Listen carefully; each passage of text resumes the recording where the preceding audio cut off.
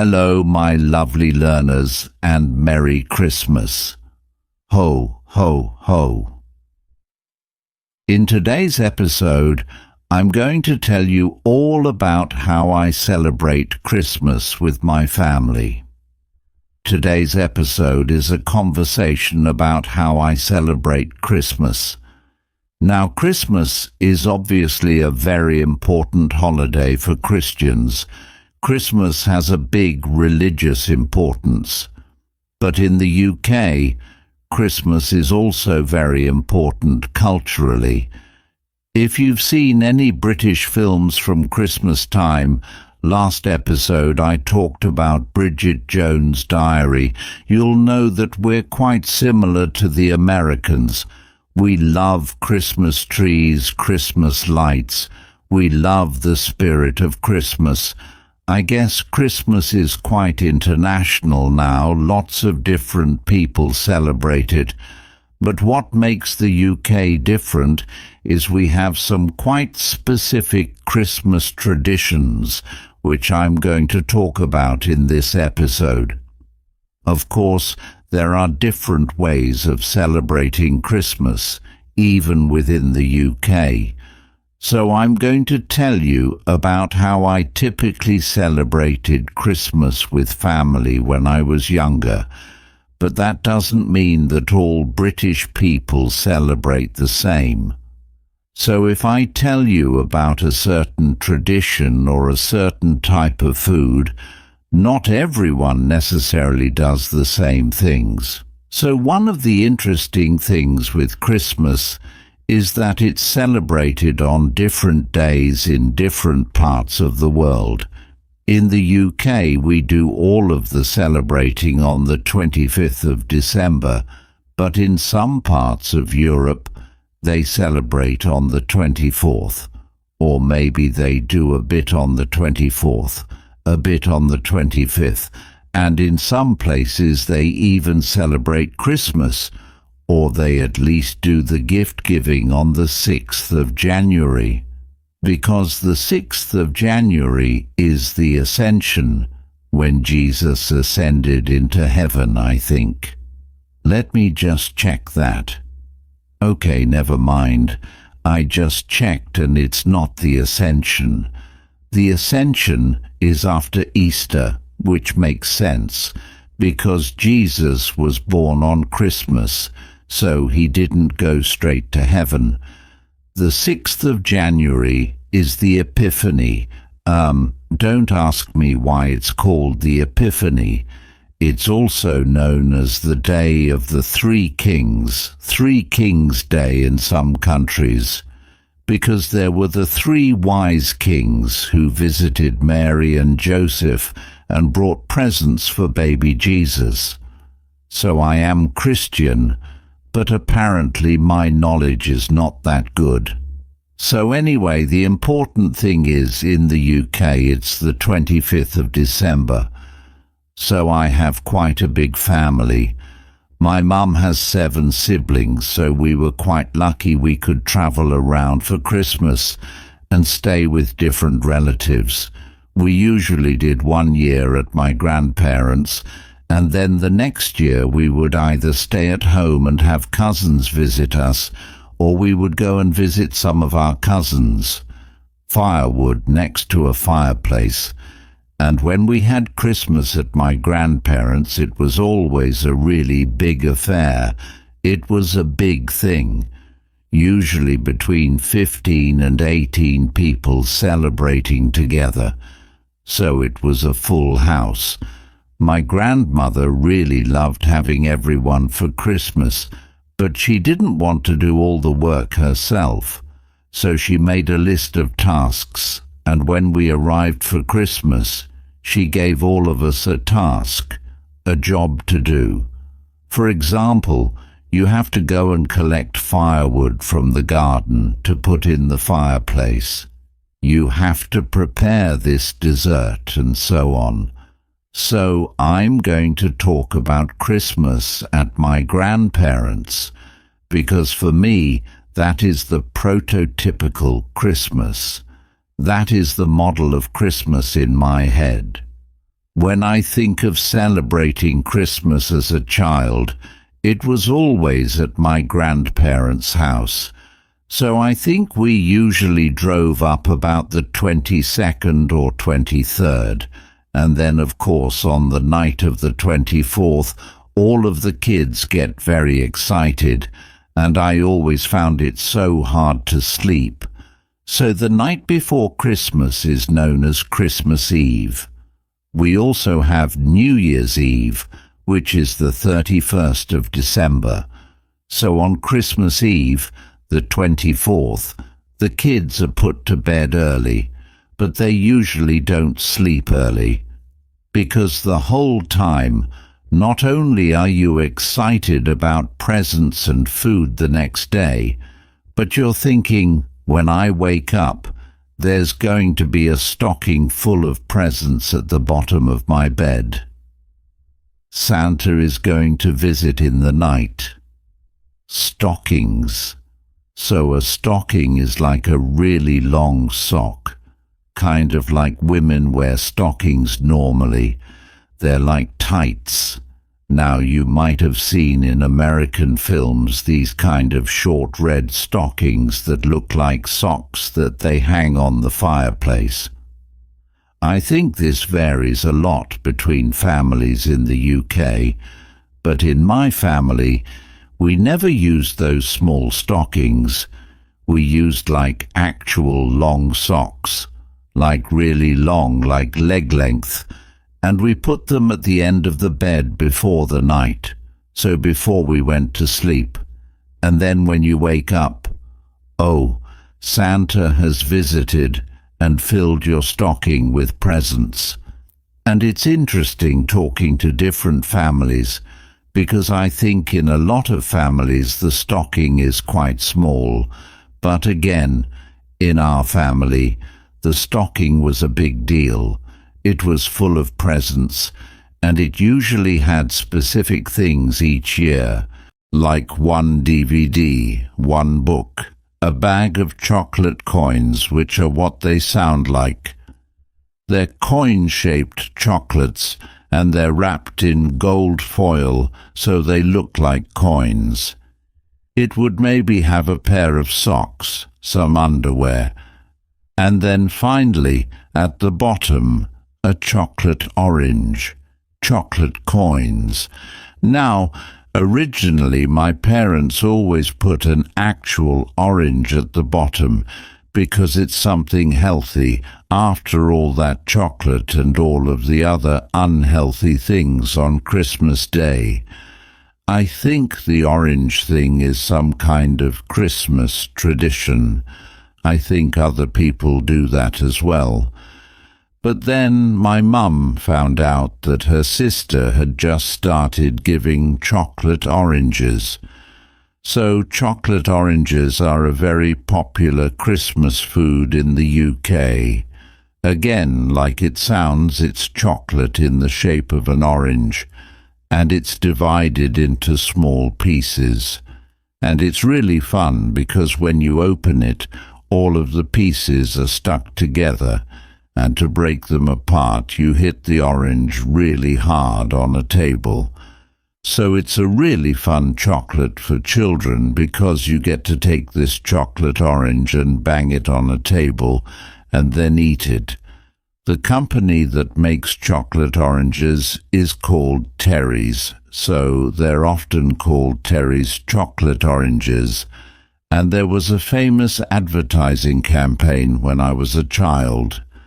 They got Dawn French, who is a British comedian, and they would show her eating a chocolate orange, and she would always say, "It's not Terry's chocolate orange, it's mine." Click to accept marketing cookies and enable this content. I bought my lovely Uncle Jim a delicious Terry's chocolate orange for Christmas. I think he prefers socks. No, he would. He would.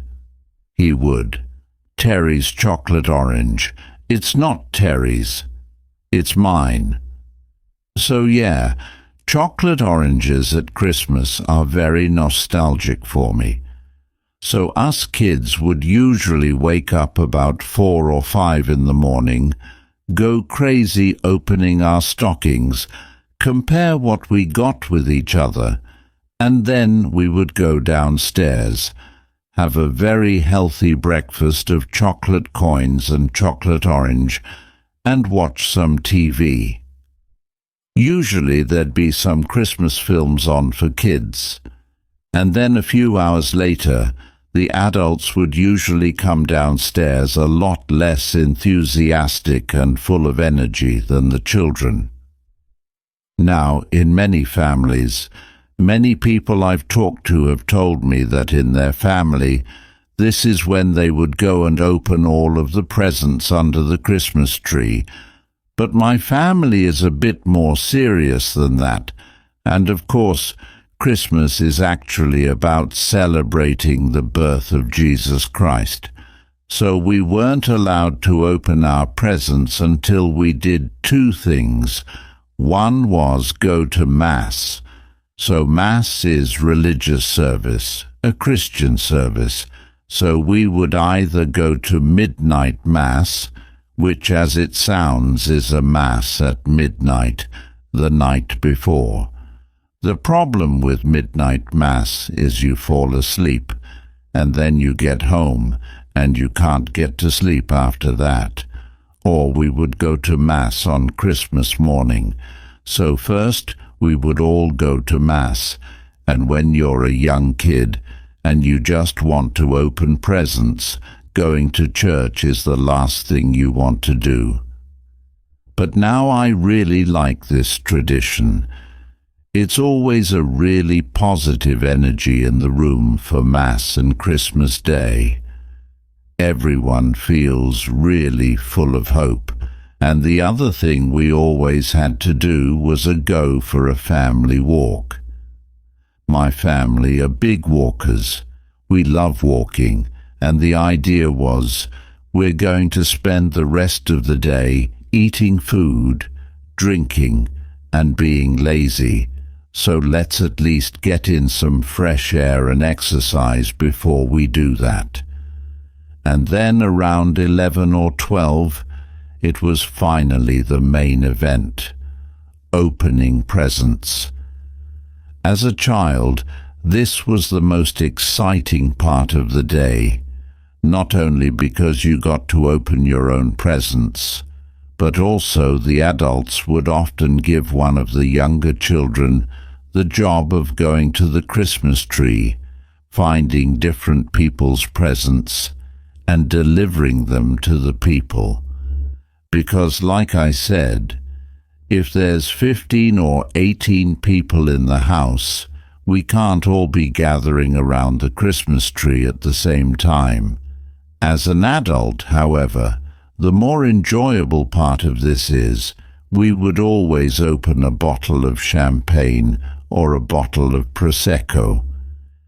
And, I really love this part of the day. There was a period when I was a teenager where it got less fun, because I didn't get as many presents as I did when I was a child. But now I just really enjoy the relaxation, seeing all the kids being really happy, opening their presents, having a bit of bubbly. Bubbly means like champagne or Prosecco, like a fizzy alcoholic drink. Having a bit of bubbly and sitting by the fire. Oh, it's just lovely. Now, the main meal of the day is eaten at different times depending on your family. Some families eat around 1 o'clock, some eat at 3 o'clock. We always had Christmas dinner in the evening around 6 or 7, so that left quite a big gap of time between opening presents and having dinner. Of course, for the people cooking, that was a very necessary gap of time. So for lunch, we would usually just have a very light lunch, some salad, some meats, maybe something like sushi or bread, just really simple food so we could save our appetites for dinner. Every year, the current monarch of the UK gives a speech. I say monarch because when I was a child, it was always the Queen's speech. The Queen would appear on TV at 3 p.m. and give a speech, talk to the country, and actually the entire Commonwealth. So the Commonwealth is all of the countries that are technically part of the UK because of the history of colonization. Canada, for example, is part of the Commonwealth. Click to accept marketing cookies and enable this content. Happy Christmas. 25 years ago, my grandfather broadcast the first of these Christmas messages. Today is another landmark, because television has made it possible for many of you to see me in your homes on Christmas Day. My own family often gather round to watch television, as they are at this moment, and that is how I imagine you now. I very much hope that this new medium will make my Christmas message more personal and direct. So the Queen's speech is actually not something we cared about that much in my family. I don't think I ever really watched it growing up. Some people would watch it, but I know in some families at 3 p.m. everyone is like, okay, gather round. It's the Queen's speech. Although now, because the Queen has passed away, it's of course the King's speech. King Charles gives a speech, and he is, less charismatic than the Queen. He's not as interesting or nice as the Queen, so I don't imagine I'll be watching the King's speech this year. But maybe I will, because I feel like it's quite important in terms of British culture and politics. One thing my mum always makes sure to listen to on Christmas Day is carols at King's. So Christmas carols are songs that we sing at Christmas. In some places people travel around and knock on people's doors and sing carols to them. There are often carol services at churches where they raise money. So King's is King's College, Cambridge. It's one of the colleges at Cambridge University. King's is actually where I studied in Cambridge, and King's has probably the most famous choir in the country, so there are students who are singers, who are choir singers, and if they study at King's and they are in the choir, the college pays for their entire degree. They pay for all of their studies, because they have to go to choir practice and sing in the church every single day. So Carols at King's is a televised carol service. It is a singing service on TV from King's College, Cambridge, where they sing a lot of classical carols, and it's very beautiful. And my mum loves listening to it while she cooks on Christmas Day. Click to accept marketing cookies and enable this content. Usually around 4 or 5 p.m., the adults will have a gin and tonic. I have to say, a gin and tonic or a G&T is one of my favorite cocktails, and I especially associate it with my family and being at home for Christmas. Then, around 6 or 7 p.m., it's the main event food-wise, I guess. I already said the presents were the main event, but this is what I'm waiting for this year. This is the thing I'm really excited about, and that is Christmas dinner. Christmas dinner, ours looks better. Now, here's where things vary quite a bit between families, there are certain things that can be everyone does, but my family does a lot of extra things for Christmas dinner, which when I tell people about it, they're often quite surprised. Turkeys. So the main thing that almost everyone does for Christmas dinner is turkey. I'm not talking about the country. Turkeys are birds. They come from North America and they go gobble gobble. And we typically eat turkeys at Christmas. And in America they eat turkey for Thanksgiving. Now inside the turkey, when you cook it, there is often stuffing. So stuffing is a mixture of like breadcrumbs, bits of bread, onions, celery, spices, and herbs. You stuff it, you push it inside the bird, and then you cook it, and it makes it really flavorful.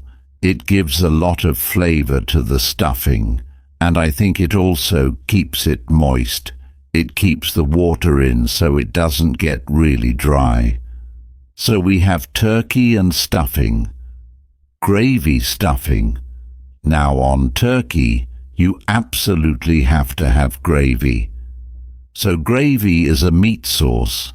It's a sauce made with bones from the turkey. However, in my family, we also had two other kinds of sauce. We had cranberry sauce, which is a sweet sauce made from cranberries, a kind of red fruit, and then bread sauce. Now if you hear bread sauce and you're like, what? Yes, it's a very strange British thing. So bread sauce is made with milk, breadcrumbs, usually bits of old bread, and some spices, maybe onion. Usually my brother always had the job of making bread sauce because he loved bread sauce the most. If I remember correctly, it's pretty easy to make. You just put some old bread in a bowl of milk with like onion overnight, and then in the morning you mix it together. But this is something that I think even in the UK a lot of people don't know, but it's a really nice traditional food, and it's a good way of using up old bread. Another thing for me that is a Christmas essential is roast potatoes. Roast as in cooked in the oven. Now these aren't just any potatoes. In my family, we always roast them in duck fat. So in the fat from a duck. It's complicated. I don't remember.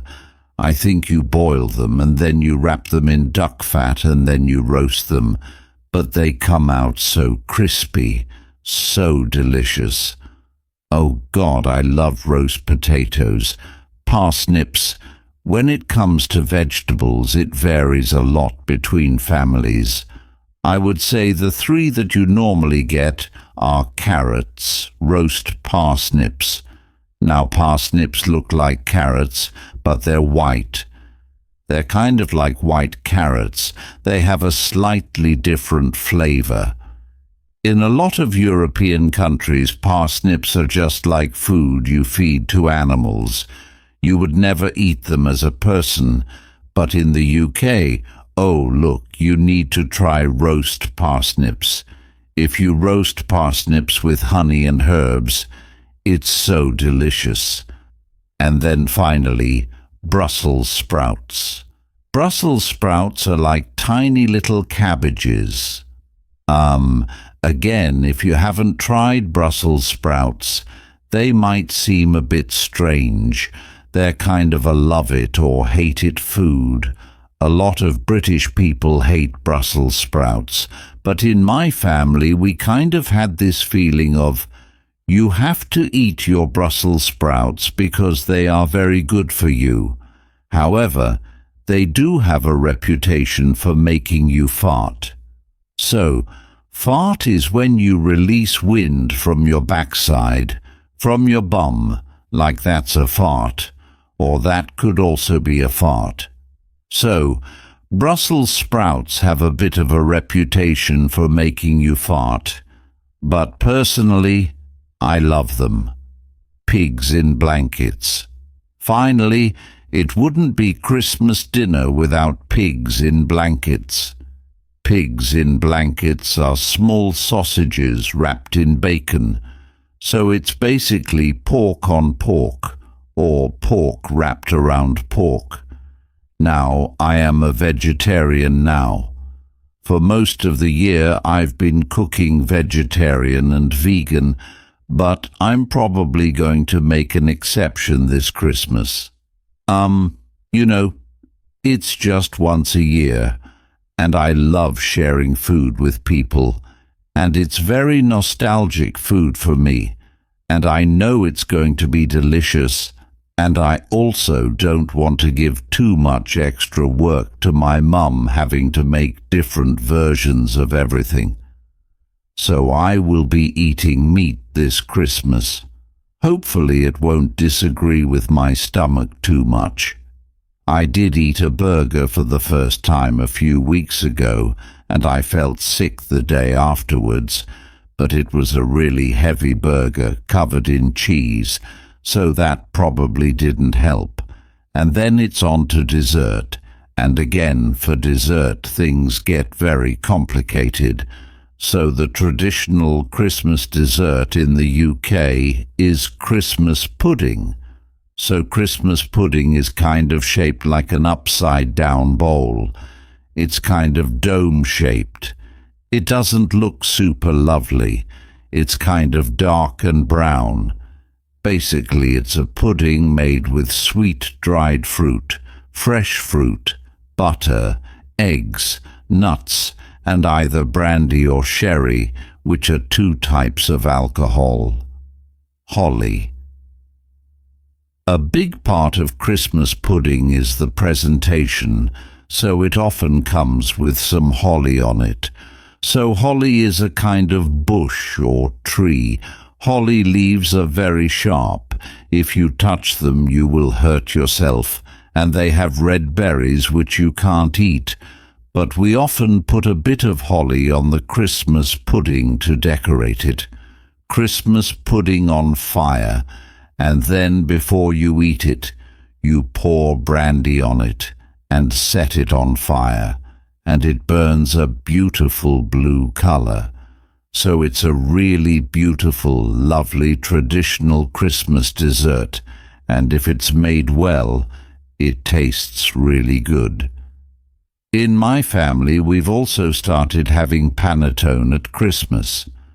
So panettone is an Italian Christmas food. It's this kind of tall, sweet bread, which sometimes has fruit inside. I think it just became kind of fashionable a few years ago to have panettone for Christmas in the UK as well, and I really recommend it. It's delicious. Obviously it's not British, but it's yummy.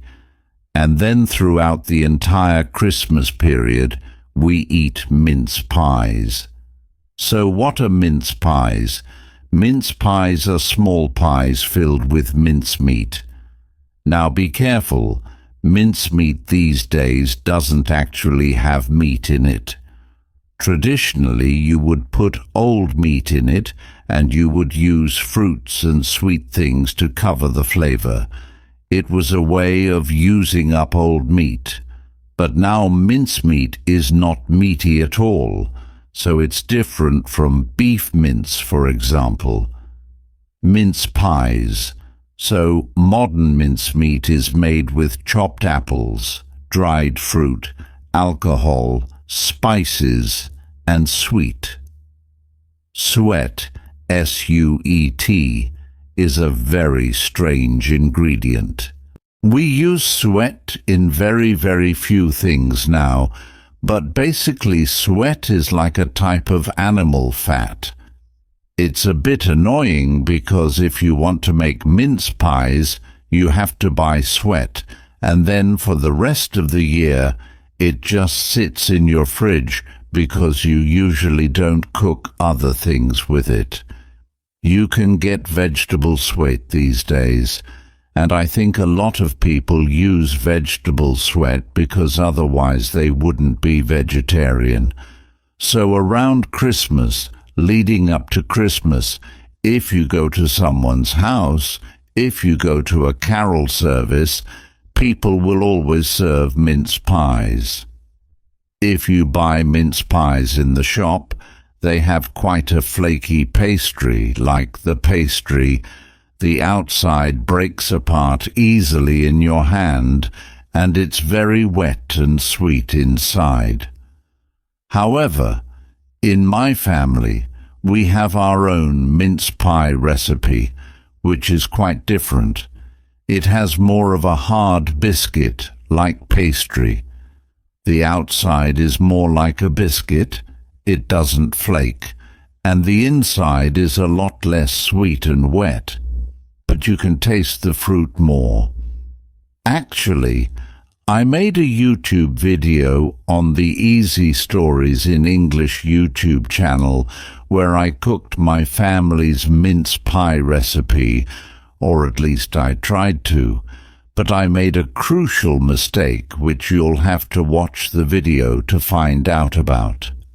I'll put a link in the description to the video so you can see how we make mince pies in my family. Click to accept marketing cookies and enable this content. Mince pies and Christmas pudding can be a bit dry, so we traditionally have them with brandy butter. And brandy butter is basically just butter, sugar, and brandy. It's not subtle, but it is delicious. And with our family mince pies, I love heating them up in the microwave and then putting brandy butter on top, and then it all melts, and it's all gooey and soft. And then if you want even more brandy, you can pour a bit of brandy on top. As you may have guessed, in my family, Christmas is quite an alcoholic affair. We drink quite a lot at Christmas. But it's nice. I like it. And as if that wasn't already enough dessert, at my grandparents' house, we would also have small bowls full of sweets on the table. So they would usually be really nice sweets, like chocolate-covered nuts, sugared almonds, Turkish delight, also known as lokum, and so on. So if you weren't full enough between the main course and dessert or after dessert, you could just snack on those little sweets, although we usually kept them there for several days. So there was no rush. You could eat all of the delicious sweets whenever you wanted. And my favorite was always Turkish delight. Now, one thing I can confidently say that every British household does at Christmas is open Christmas crackers. So Christmas crackers, you might have heard of them from Harry Potter. They're basically cardboard tubes with two ends, and we put the Christmas crackers in front of our plates at dinner, and then, at some point during the meal, maybe after dessert, you take the Christmas crackers and you play a game with them. People pulling Christmas crackers. So you turn to the person on your left or your right. Each of you takes one end of the Christmas cracker and you pull. And inside the cracker there's a little piece of paper that makes a bang. It explodes and goes bang. So it's really fun to pull crackers because you get this little ooh, this little moment of surprise. And then usually one person has the big end of the cracker and the other person has the small end. So the person who wins the big end of the cracker can open it, and inside there is a prize. So the prizes are always a paper crown. We have these colourful crowns made of tissue paper, which then everyone wears for the rest of the meal. They usually have a bit of paper with really bad jokes on it, like terrible, terrible jokes. They have to be bad jokes for some reason. If they're good jokes, it's just not the same. And then usually a little toy or a puzzle, something like that. Some years we got adult Christmas crackers which had useful things in them, like small little tools, like maybe little screwdrivers. Screwdrivers are a tool you can use to turn screws. And yeah, even though Christmas crackers are a bit rubbish, even though the jokes and the prizes are quite bad, they're just a very important part of the Christmas tradition. They're really good fun, I would say. So usually by that point in the day, everyone is pretty drunk and exhausted. So you go to bed, and then the next day, the 26th of December, is Boxing Day. Now, Boxing Day isn't special. It just has a name in the UK for some reason. So on Boxing Day, you either play with your presents, laze around and watch TV, or you maybe go out and do something. Many families go and watch a film or go shopping because there are often sales after Christmas. In my family, we often drove somewhere to meet some other relatives, and then we would all go for a family walk. And basically, that's Christmas. After that, you have those awkward days between Christmas and New Year's where you don't really have anything to do, so you're just kind of lazing around the house. And the weather's usually pretty horrible, but this year I just can't wait for Christmas. I'm so excited. I'm looking forward to the rest time. I'm looking forward to reading books. I'm looking forward to seeing my family. And I'm really looking forward to the food and drink. I need it. So, I hope you enjoyed this episode. I hope you found it useful. I want to say thank you to all of you for being such lovely learners this year. I would really love to hear how your English has improved over this year, how the podcast has helped you.